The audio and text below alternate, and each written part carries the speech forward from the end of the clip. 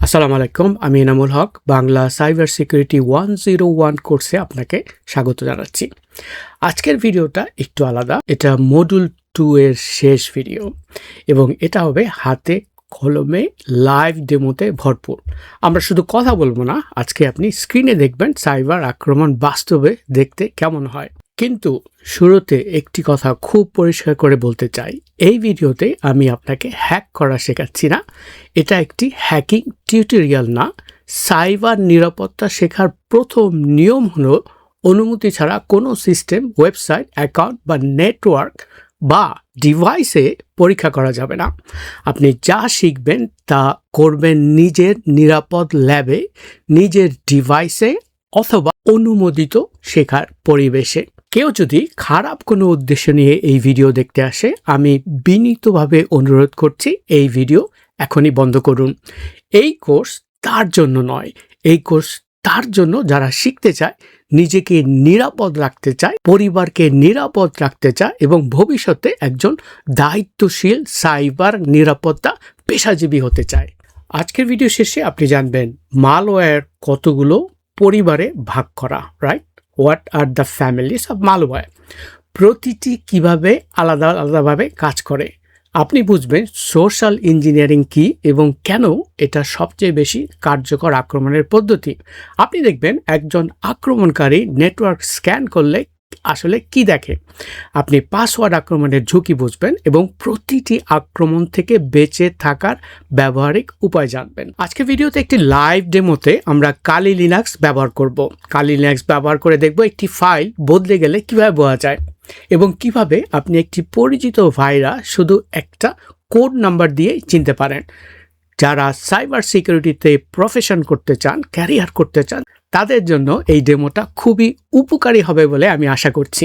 এবং সবচেয়ে ইন্টারেস্টিং ব্যাপার হচ্ছে যে এই ভিডিও শেষের দিকে আমি একটি ইন্টারেক্টিভ কুইজ খেলবো আপনাদের সঙ্গে, যেখানে আপনি নিজে ফোনে বা কম্পিউটার বসে আমার সাথে অংশগ্রহণ করতে পারবেন এবং দেখবেন আপনি কতটা ভালো ফিশিং ধরতে পারেন।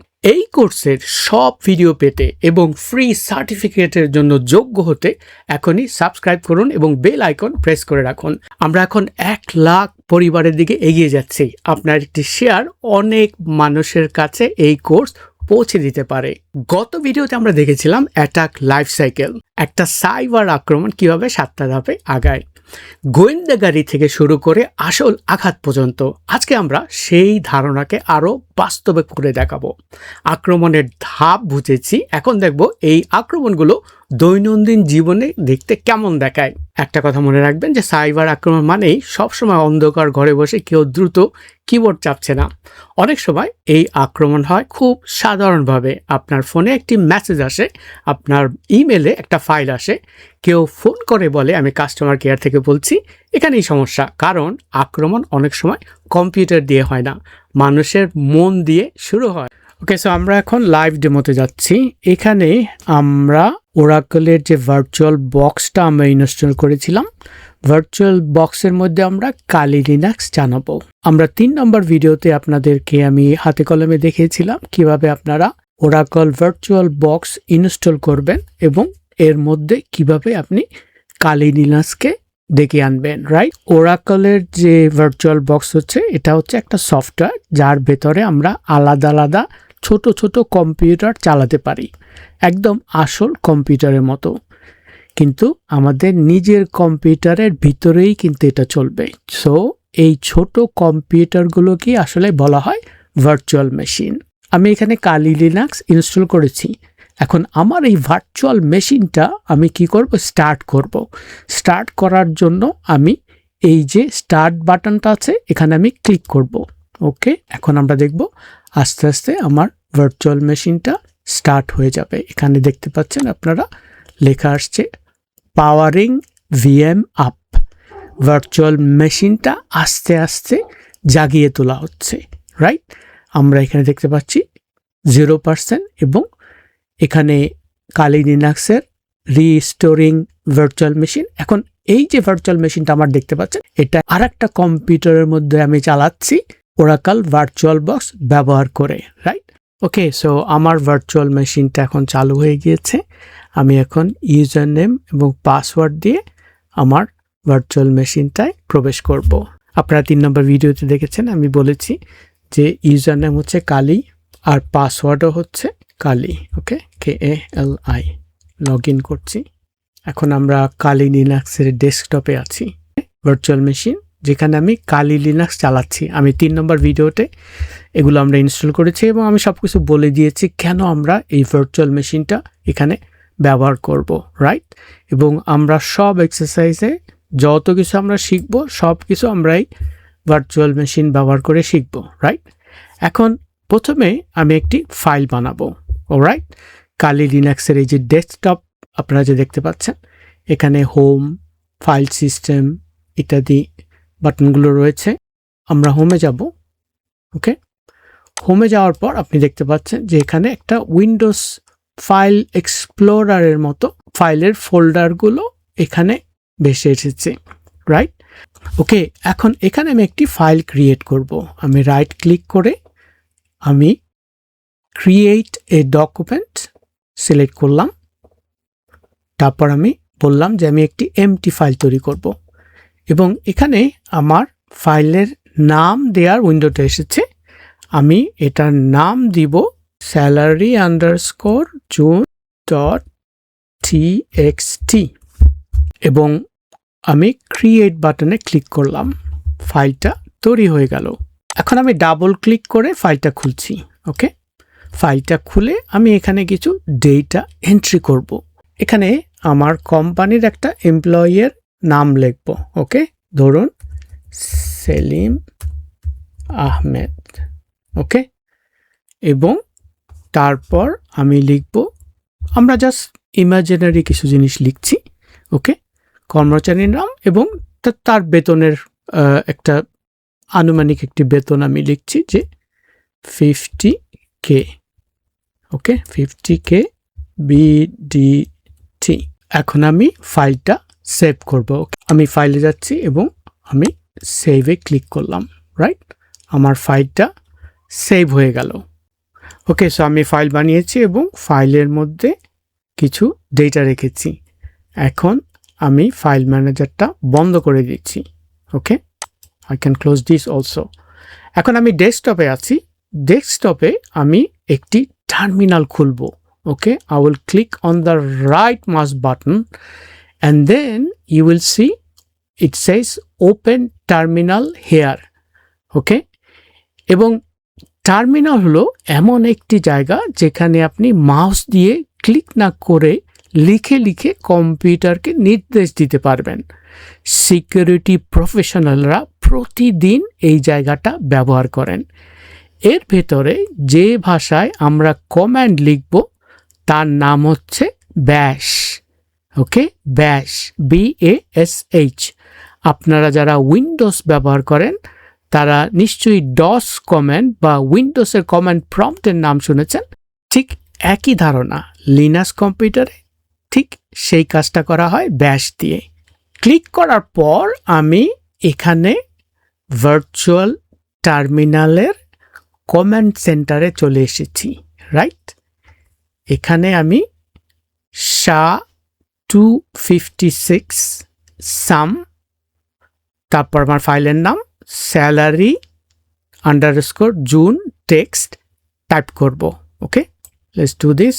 এখন এখানে আমি এই কমেন্টটা টাইপ করার পর আমি এন্টারে প্রেস করব।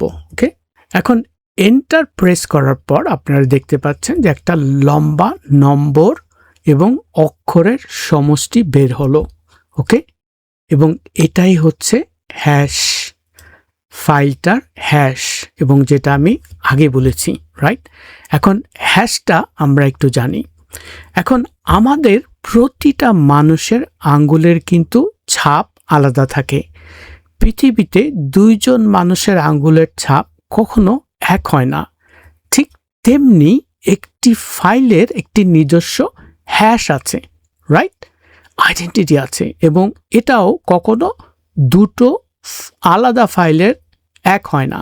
এবং এর জন্য এই ফাইলের এই যে হ্যাশটা, এটাকে বলা হয় ফাইলের ডিজিটাল আঙ্গুলের ছাপ, রাইট? এখন আমরা যদি এগেইন আমাদের যে ডকুমেন্ট আমি বানিয়েছি ওখানে যাই। ওকে, যাওয়ার পর আমি একটু মডিফাই করি। ওকে, আমি আরেকটু কিছু এখানে অ্যাড করব, রাইট? এখানে ধরুন আমি বেতনের সংখ্যাটা একটু পরিবর্তন করলাম, যে ওকে সে প্রমোশন পেয়েছে, সে এখন পাচ্ছে 150K, রাইট? তারপর আমি আবার সেভ করলাম। এখন আমি যদি আবার কালি লিনাক্সের কমান্ড সেন্টারে পৌঁছে যাই এবং এখানে আমি একই কমান্ড আবার লিখি, ওকে, এবং লেখার পর আমি এন্টার প্রেস করি। এখন দেখুন আমি একটি সংখ্যা বদলিয়েছি, কিন্তু হ্যাশ পুরোপুরি আলাদা হয়ে গেছে। প্রথম থেকে শেষ অক্ষর পর্যন্ত যদি আপনি খেয়াল করেন, এটা এখন কোনোভাবেই মিলবে না, রাইট?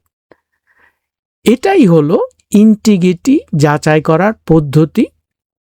ফাইল অপরিবর্তিত আছে কিনা এটা প্রমাণ করার জন্য সাইবার সিকিউরিটি স্পেশালিস্টরা এটা ব্যবহার করেন। ওকে, আমরা এই বিষয়টা চতুর্থ পঞ্চম ভিডিওতে আমরা যখন সিআইএ টায়ার নিয়ে কথা বলেছি, সেখানে আমরা ইন্টিগ্রিটির কথা বলেছিলাম। ওকে, ওই ভিডিওগুলো যদি আপনারা দেখে না থাকেন অবশ্যই দেখে নেবেন। এখন আপনি যদি কম্পেয়ার করেন, এখানে দেখেন শুরুই হয়েছে AEDE দিয়ে। ওকে, এখানে শুরু হয়েছে 3BA। এখন ফাইলের নাম চেঞ্জ হয়নি, রাইট? একই রয়ে গেছে। এখন সাইবার সিকিউরিটি স্পেশালিস্টদের কাজ হচ্ছে এই লিনাক্স ব্যবহার করে আইডেন্টিফাই করা যে একই ফাইল একই নাম, কিন্তু কোনো মডিফিকেশন হয়েছে কিনা, মডিফিকেশনটা খুঁজে বের করা।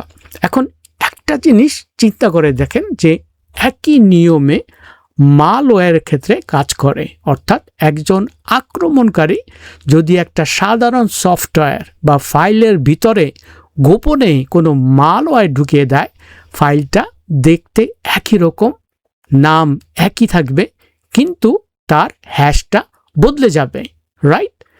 এই কারণেই বিশ্বাসযোগ্য ওয়েবসাইটগুলো সফটওয়্যার ডাউনলোডের পাশে একটি অফিসিয়াল হ্যাশ দিয়ে থাকে। আপনারা হয়তো খেয়াল করবেন এই ধরনের একটা ডিজিট রয়েছে। আপনি ডাউনলোড করার পর সেই হ্যাশ মিলিয়ে দেখতে পারেন ফাইলটা আসল এবং অপরিবর্তিত কিনা। মিললে নিরাপদ, না মিললে সতর্ক হয়ে যাবেন। কিন্তু একটা প্রশ্ন এখানে থাকতে পারে, সেটা হচ্ছে নতুন কোনো ফাইল যদি প্রথমবার আমি দেখি, তার হ্যাশ যে আসল হ্যাশ থেকে আলাদা, এটা বোঝার জন্য আমাদের কাছে আগের কোনো হ্যাশ থাকতে হবে তুলনা করার জন্য, রাইট?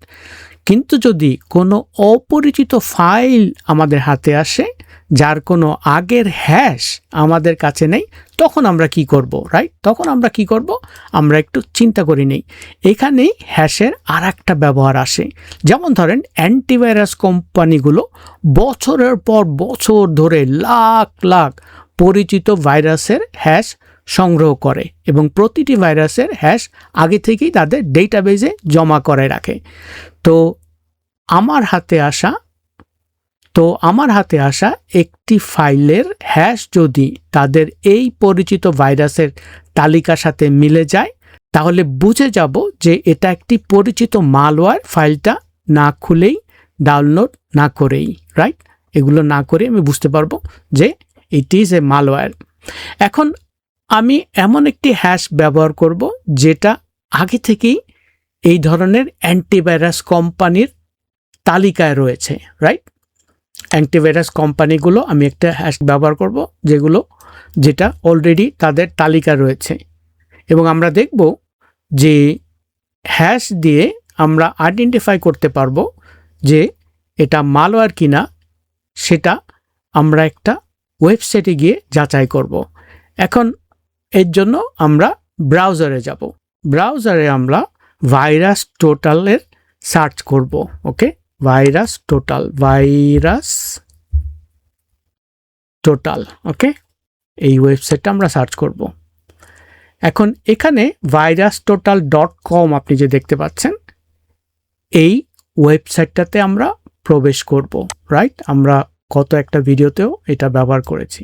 এটা একটা ফ্রি ওয়েবসাইট যেখানে আপনি একটা ফাইলের হ্যাশ পেস্ট করলে 70টারও বেশি অ্যান্টিভাইরাস কোম্পানির ডেটাবেস থেকে সে চেক করে বলে দিবে হ্যাশটি তাদের ডেটাবেসে রয়েছে কিনা, তাদের তালিকা আছে কিনা, এটা কোনো হার্মফুল কিংবা ক্ষতিকর কোনো হ্যাশ কিনা।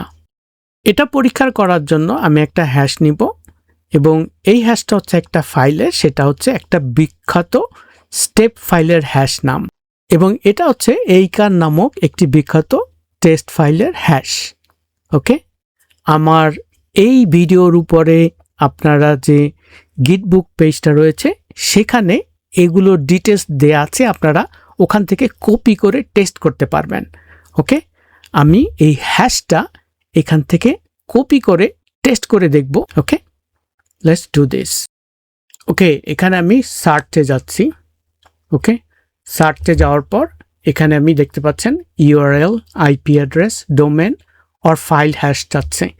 আমি আমার যেই হ্যাশটার কথা আপনাকে বললাম, যেই হ্যাশটা একটা পরিচিত টেস্ট ফাইল হিসাবে ব্যবহার করে, যেই হ্যাশটা একটি ডেঞ্জারাস ফাইলকে রিপ্রেজেন্ট করে এবং 70টারও বেশি অ্যান্টিভাইরাস কোম্পানির ডেটাবেজে এই হ্যাশটা দেখা যায়।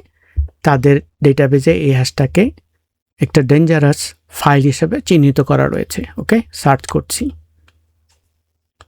এখন আপনি দেখছেন আস্তে আস্তে সে সার্চ রেজাল্ট দিচ্ছে এবং এখানে বলেছে যে এটা একটা test stirring use to detect text antivirus software is likely A dummy virus that triggers an antivirus engine two react, right? এটা একটা ডামি ভাইরাস। সো আপনি যদি এই ফাইলটা ইন্টারনেট থেকে ডাউনলোডও করতে চান, আপনি দেখবেন আপনার অ্যান্টিভাইরাস কখনো এটা ডাউনলোড করতে অ্যালাউ করবে না। এবং অবভিয়াসলি সবাই জানে যে এটা একটি ডামি ফাইল যেটা ব্যবহার করা হয় এরকম টেস্টিং করার জন্য। এবং এখানে দেখতে পাচ্ছেন যে এখানে এটাকে একটা ভাইরাস টেস্ট হিসাবে ডিক্লেয়ার করা হয়েছে। এটা একটা পপুলার থ্রেড। হাউএভার এখান থেকে আপনি বুঝতে পারছেন যে কিভাবে একটা হ্যাশ আপনি আইডেন্টিফাই করতে পারেন, কি ধরনের হার্মফুল একটা ফাইল বহন করে নিয়ে আসতে পারে যে কোনো অ্যাটাচমেন্ট থেকে।